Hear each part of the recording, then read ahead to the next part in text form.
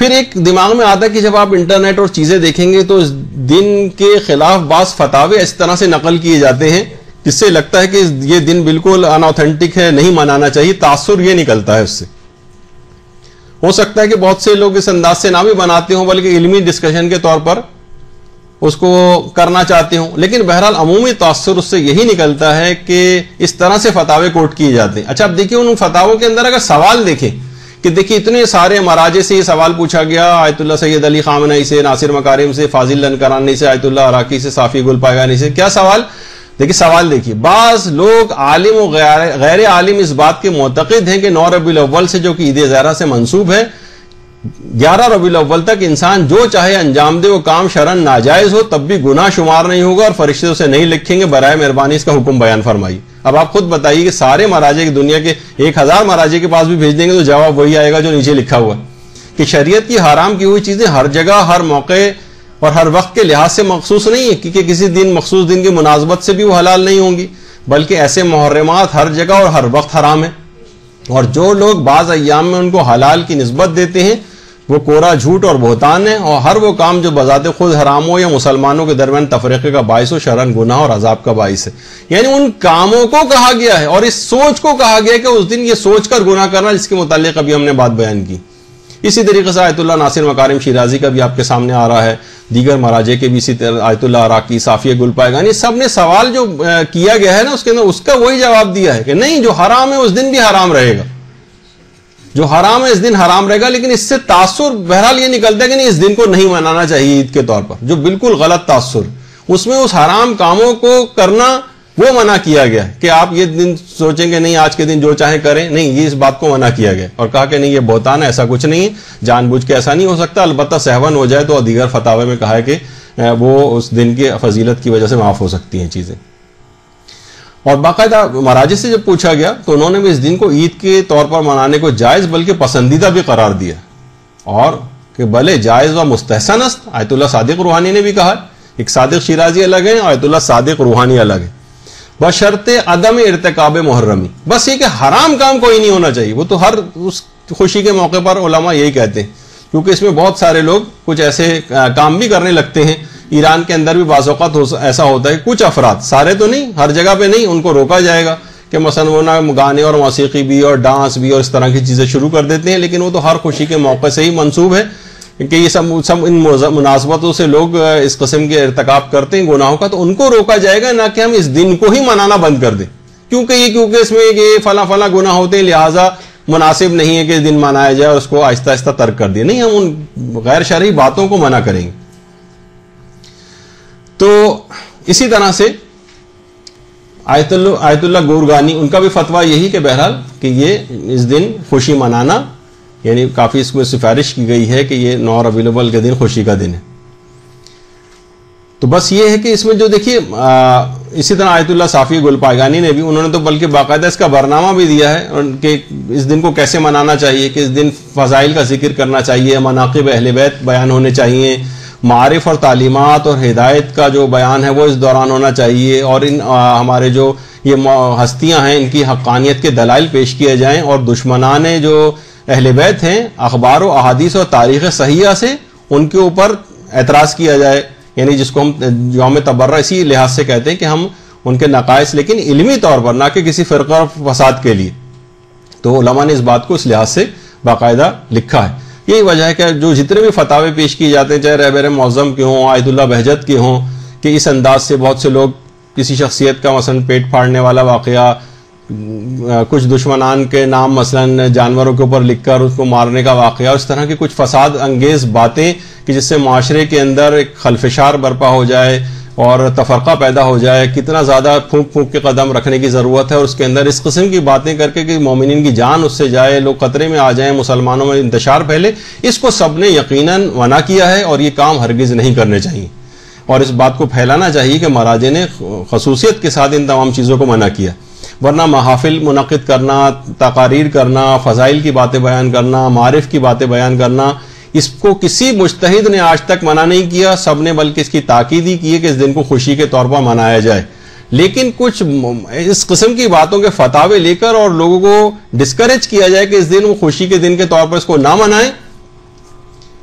तो इसको हम यही शुबा होता है बाज़ औक़ात कि कुछ दुश्मनाने अहले बैत के सिलसिले में कहीं दिलों में कोई नरम गोशा तो मौजूद नहीं, यानी शुबा तो फिर पैदा होगा कि तमाम चीज़ों को नज़रअंदाज करके और कुछ मखसूस बातों को प्रोजेक्ट करके इस दिन को अगर हम ये कहें कि इस दिन को ना मनाया जाए क्योंकि इसमें फला फला चीज़ होती है, तो लगता ऐसा है। तो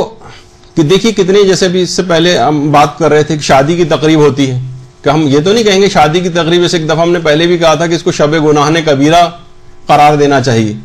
कितना इसराफ होता है, कितनी बेपर्दगी होती है, लोगों के अगले दिन की नमाजें कज़ा होती हैं, औरतें नामहरमों के सामने मेकअप करके जाती हैं, ज़र्क बर्क लिबास पहने जाते हैं, मिक्स गैदरिंग होती है, और ना जाने कितने गुनाह इस शादी के नतीजे में होते हैं। लेकिन कभी कोई नहीं कहता कि भाई शादी नहीं करनी चाहिए, या ये कि बिल्कुल शादी की इस किस्म की कोई तकरीब मुनक़िद ही नहीं करनी चाहिए, कहीं बस जाओ मसलन किसी भी काजी के पास बैठ के, किसी मौलवी साहब के पास बैठ के निकाह पढ़ा के आ जाओ। नहीं, ये कहा जाएगा शादी की तकरीब मुनक़िद करें, लेकिन इसके अंदर कोई खिलाफ शरीयत बात ना हो, इसका प्रोपेगेंडा करना चाहिए, इसके खिलाफ बात करनी चाहिए, लोगों को इसकी तरफ राग़िब करना चाहिए कि इस्लामी माहौल के अंदर शादियां करें, लेकिन खुद तकरीब ही मुनक़िद ना करें। ये कॉन्सेप्ट इस सिलसिले में गलत है। तो जहां तक तारीखी इख्तलाफात का ताल्लुक है, तो देखिए कितनी तारीख के अंदर इख्तलाफात पहले से मौजूद हैं, लेकिन उन इख्तलाफात तारीख की बुनियाद पर आप दिनों को मनाना तर्क नहीं करते। जैसे ये अभी 12 और 17 के अंदर एक इख्तलाफ है। इसी तरह से आइम्मा की औलादों की तादाद कितनी थी, इसके अंदर इख्तलाफ है। आइम्मा की अज़वाज में बाज़ औक़ात इख्तलाफ हो जाता है। आइम्मा की वालदा ये नाम था उनका कि वो नाम था उनका, इसमें कितना इख्तलाफ है, लेकिन इसकी वजह से हम इनकार नहीं करने लगते उन शख्सियत का, बस एक तारीख़ी इख्तलाफ के तौर पर करते हैं और दिनों को वैसे ही मनाते हैं। तो यही वजह है कि जितने भी हमारे उलमा हैं, जैसे साहिब जवाहिर हैं, उन्होंने भी बाकायदा इस रिवायत की बुनियाद पर जो अहमद इब्न इसाक़ की थी, इसको शरफ और फजीलत और बरकत और खुशी का दिन जो है वो करार दिया। शेख मुफीद ने इसको यौम ईद कबीर जो है वो कहा। इसके अलावा इब्न ताउस ने जो है खुशी का दिन करार दिया। अल्लामा कफ़मी ने भी इसको कहा कि बाकायदा इस दिन इन्फाक किया जाए मोमिनीन के ऊपर और अपने अहलो अयाल पर तोसिया किया जाए, यानी उस दिन उनको रिज़्क़ और मुख्तलिफ चीज़ों में वसअत दी जाए, खुशबू लगाई जाए, नए लिबास पहने जाएं, शुक्र किया जाए, इबादत की जाए, यानी बाकायदा उसका प्रोग्राम भी दिया। यानी कि उस दिन को ना मनाए बल्कि ये काम करें उस दिन। और आयतुल्लाह तबातबाई जो काज़िम यज़दी तबातबाई, उन्होंने तो बाकायदा उर्वतुल वुस्क़ा में इस दिन का गुस्ल भी करार दिया, जो कि अगरचे दीगर मुज्तहिदीन ने उस दिन के इस्तेहबाब के कायल नहीं है। तो इस तरह से कितने ही मेरे पास, यानी मैं आपके सामने जो फतावे आ रहे हैं कि कहा गया है कि शियों को इस दिन को ताज़ीम के इसकी करनी चाहिए और उस दिन इजहार खुशी करना चाहिए। और इमाम खुमैनी के जो उस्ताद थे आयतुल्लाह मिर्ज़ा जवाद मलकी तबरेज़ी, उन्होंने अल-मुराक़बात में इस दिन को दुश्मन ने अहले बैत की नाबूदी का दिन करार दिया और जोर दिया है कि इस दिन को खुशी के दिन के तौर पर मनाएं। इसी तरह से आयतुल्लाह काज़िम यज़दी, उनका तो अभी हवाला आ गया इससे पहले। इसके अलावा अल्लामा कफ़मी ने भी 9 रबीउल अव्वल के दिन खुशी के दिन के तौर पर मनाने को कहा है। तो बहरहाल, और इस दिन खास तौर पर, जैसे अभी बात बयान हो रही थी कि इमाम खुमैनी ने जो खास तौर पर बात कही है कि कोई भी ऐसा काम आपको हरगिज नहीं करना है, यानी इत्तिहाद का मुजाहिरा करना है, मुत्तहिद होना है ताकि आप महफूज रहें। इमाम खुमैनी कहते थे कि इस बात का ध्यान रहे कि तफरका अंगेज बातें करना गुनाह कबीरा है और बहुत मुश्किल है कि खुदा उसको बख्शे। क्योंकि तफरका, देखिए, हमेशा ये होता है कि अलफितना तो अशद्दु मिनल कत्ल, तफरके से हमेशा फितना पैदा होता है, फितने को कत्ल से भी बदतर समझा गया है। तो चाहे हमारे दुश्मन इस तरह की बातें करें या हमारे दोस्त, और चाहे ऐसी बातें तकद्दुस और शराफत के दावेदारों के मुंह से निकलें या उन लोगों के जो इस किस्म के दावे नहीं करते, खुदा उसको यानी हरगिज नहीं बख्शेगा जो इस अंदाज के तफरके की बातें करेगा, माशरे में इंतशार फैलाएगा और मुसलमानों को बाहमी दस्तोगरबा करेगा अपनी तकरीरों के जरिए, इस अंदाज से, इस दिन के लिहाज से बातें करके कि ज़्यादा से ज़्यादा लोगों मुसलमानों में आपस में इंतशार पैदा हो। इन बातों को बस असल में इसमें अलल खुसूस ख्याल करना है। और जैसे कि अभी जिक्र हुआ कि सबसे अहम वजह इमाम ज़माना की इमामत के पहले दिन के तौर पर खुशी मनानी है। और ख़ुद आयतुल्लाह सिस्तानी ने भी बाकायदा कहा है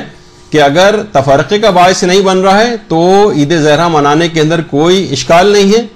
और इसके अंदर इसकी महफिलों में शिरकत करने में भी कोई इश्काल नहीं है।